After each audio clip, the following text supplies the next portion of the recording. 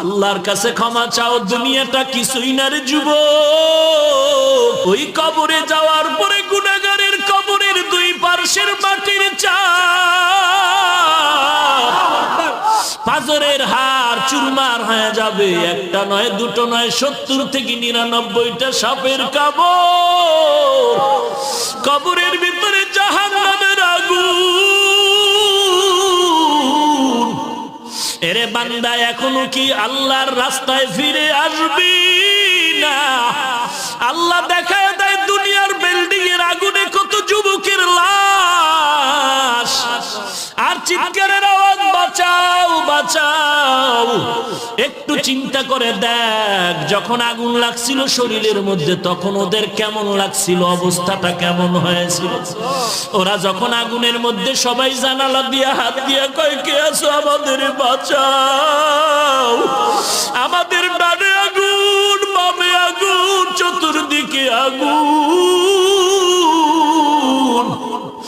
এই দুনিয়ার আগুন থেকে হাজার হাজার হাজার তাপের মাত্রার আগুন হবে জাহান্নামের আগুন।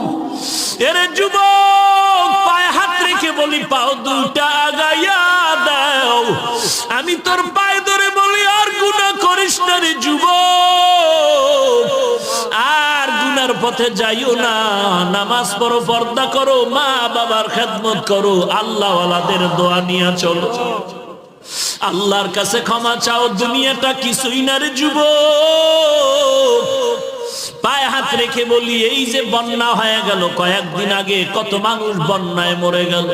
ঢাকার শহরে গাড়ির উপরে গাছ পড়লো, গাছে আঘাতে গাড়ির মধ্যে মানুষ মরে গেল। এরে বান্দা, এখান থেকে ঘরে যাওয়ার কোনো গ্যারান্টি নাই। আবার রাত্রে বেলা ঘুমাবি, ভোরবেলা উঠার কোনো গ্যারান্টি নাই। পায়ে হাত রেখে বলি, রে বাবা, তোর মতো যুবক স্কুলে পড়ে নামাজ ছাড়ে না, তুমি কেন পারবা না? তোমার মতো যুবক চাকরি করে নামাজ ছাড়ে না, তুমি কেন পারবা না? কিসের বাহাদুরি করো? কিছুই না।